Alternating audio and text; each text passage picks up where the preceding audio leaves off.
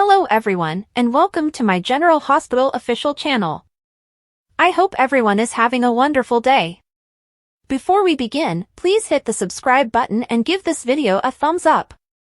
Fans of General Hospital are currently being treated to a simple murder case that is full of you moments and some real brain teasers.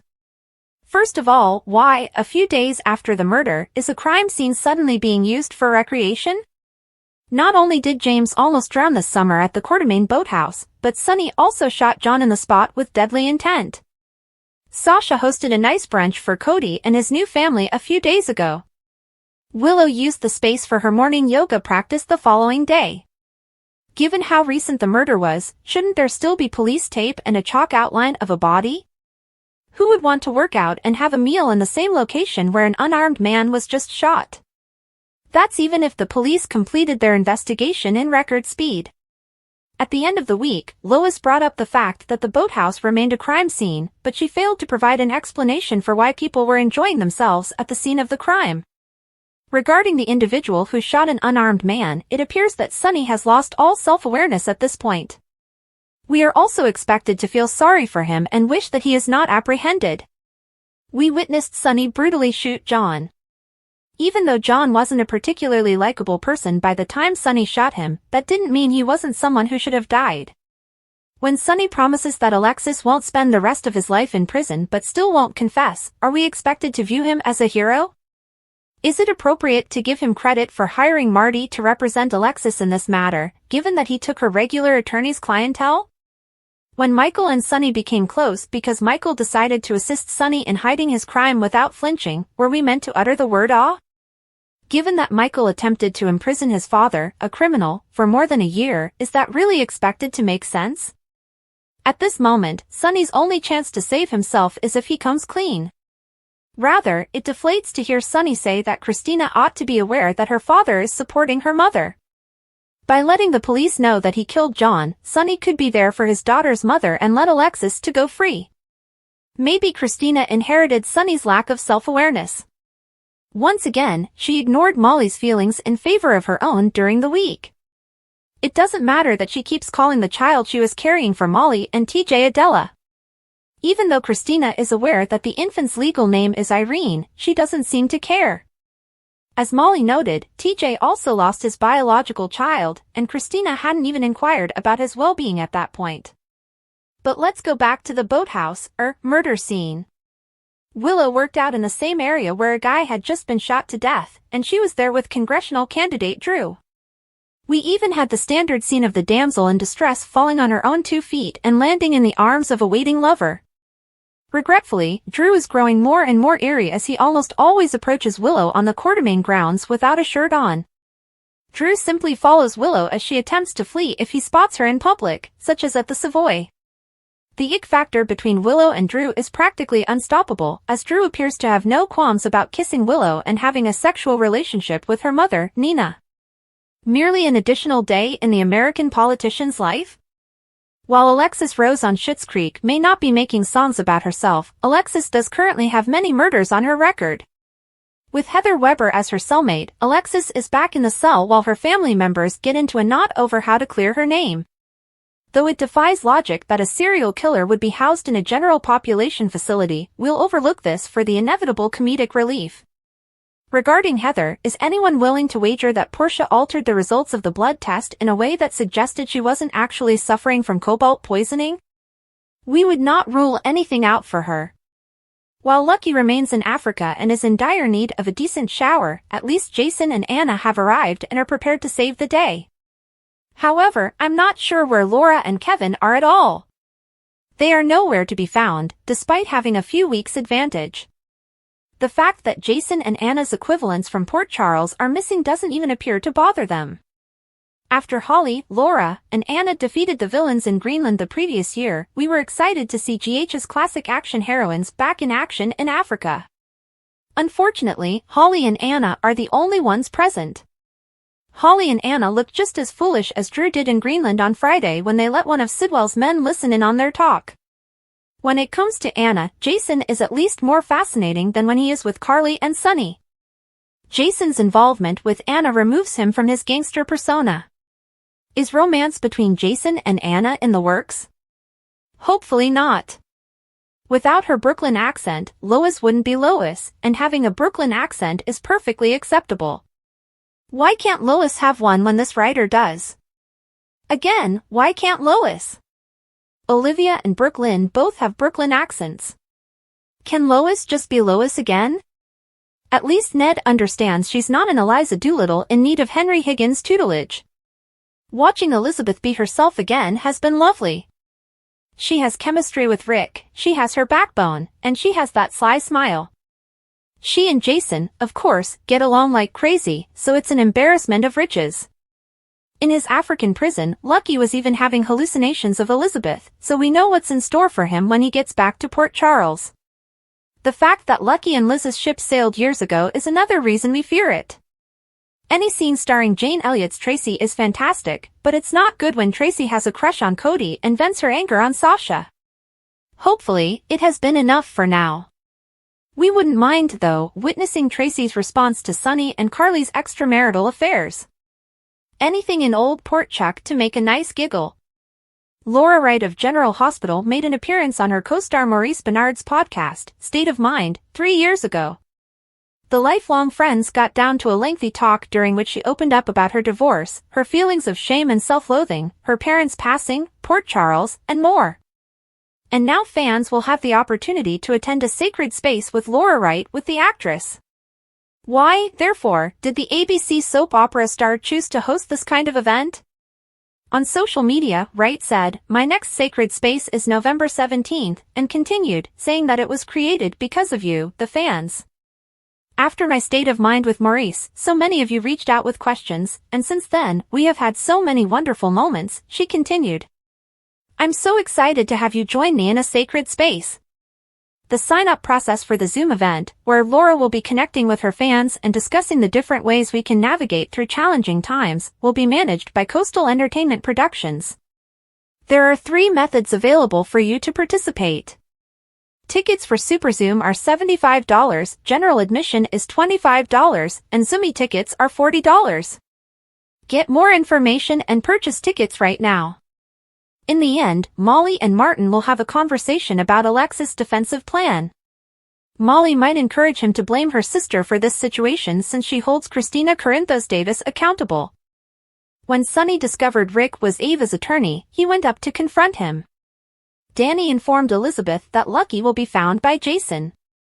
In court, Alexis intended to defend herself. Molly had told the police that KRISTINA had no alibi for the night of Kate's murder, which caused KRISTINA and Molly to dispute. Cody was first shown a comatose Lulu by Dante. Stella pleaded with Trina to go back to school. When Sasha revealed to Willow that she had witnessed Willow kissing Drew, Willow said that they had done it twice. Until the trial, Alexis was detained to Pentonville without being granted bail. After Heather's blood test, Rick informed her that she didn't genuinely have cobalt poisoning. "I will find the rifle that Alexis threw into the river," Sam vowed. Elizabeth instructed Rick to have a lab outside of GH examine Heather's blood once more. Martin was hired by Sonny to defend Alexis. Heather turned revealed to be Alexis's cellmate. Elizabeth assured Rick that she only desired friendship. Dante permitted Rocco to see Lulu. Cyrus visited Isaiah, who was a transplant physician, as it turned out.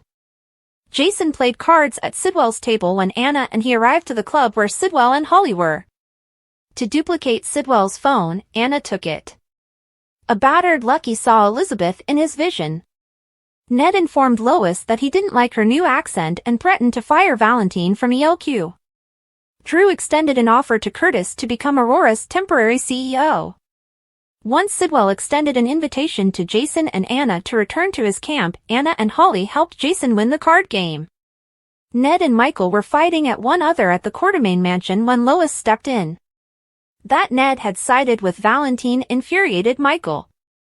Michael was concerned that Valentine would begin liquidating his shares to fund his fugitive lifestyle. Ned retorted that Michael would still be alive if he hadn't allowed Sonny inside the house. Ned claimed to have instructed the ELQ attorney to get in touch with the SEC in order to halt any ELQ stock trades. They could all agree, according to Lois, that they wanted ELQ to keep expanding. Willow recommended to Michael that they spend the evening together. Lois proposed mediating a ceasefire between Ned and Sonny. Sonny will always be a part of Ned's life, she added, as Michael's father, and she wondered why he felt the need to harbor such strong animosity. As Lois pointed out, Ned had pushed everyone away but Sonny while he believed he was Eddie Main, and Sonny had been kind to him throughout that period. Gio came in as Lois was telling Ned that she would consider a truce worthwhile even if it only resulted in a little peaceful time. She suggested that he attempt to make it happen. Ned angrily remarked that he couldn't believe anything Lois said since she had given up her accent when they first met. Ned stated the truth was often unpleasant, but Gio thought it was overly harsh. When they were by themselves, Gio told Lois that he didn't mind her accent but that he missed Aunt Lois's voice. Despite his stress, Ned was a kind man, according to Lois. Gio took issue with Ned's conversation with Lois. He questioned Ned's hatred of Sonny. There was too much tainted history, according to Lois. Gio expressed his disapproval of Sonny's reputation, while Lois countered that Sonny possessed positive attributes as well. According to Lois, Sonny was a trustworthy, kind, and devoted friend. Gio said that he had also heard negative things about Ned. He may not admit it, but he and Sonny have a lot in common. Lois remarked, those two are more alike than either of them is willing to admit. Curtis told Portia at the Savoy that although he had been busy at business lately, he had plans for the family and that Aurora would cover the cost. Portia claimed to have heard rumors about the Quartermaines at the hospital. Curtis concurred that while they were decent people in their own right, their group fights were legendary. Curtis should prepare an escape route, just in case, Portia suggested. When Nina and Drew showed up at the club, Portia questioned their decision to go out together. Drew drew Curtis aside and told him the campaign required all of his focus. In the event that Drew won the election, he intended to make Curtis' role as interim CEO permanent. Portia inquired of Nina about Drew's situation in the meantime. Nina clarified that she was merely keeping Drew company and assisting with his campaign, but that Drew needed to be seen out and about. Nina claimed that because Drew had saved Willow's life and the congressman had praised him, she regarded Drew in a different light. When Michael and Willow arrived, Nneka inquired if they would prefer to eat with their family or at their own table. Peering about, they observed Portia and Curtis being talked to by Nina and Drew. They went over to the bar with Nina. Willow questioned Nina's absence from Drew. Nina clarified that she was backing Drew's candidacy and that he had requested her to keep him company. After apologizing, Nina headed to the bathroom. She requested Nneka to tell Michael in the hallway that she was feeling sick and that she would be calling a car service to come get her. Drew approached and offered to forward the message. When Willow was by herself, she informed Drew that she was aware he had asked Nina to go with him on the last push of the campaign. Drew claimed that even with everyone around him, he occasionally felt lonely. Drew reported that he witnessed Willow running away from him anytime she saw him. Willow claimed that in order to get away from their problems, she had persuaded Michael to go out with her. "And here I am," declared Drew. Drew resisted Willow's desire to go, telling her that they couldn't alternate between scuttling away every time they saw each other. It will highlight an issue that is unfounded.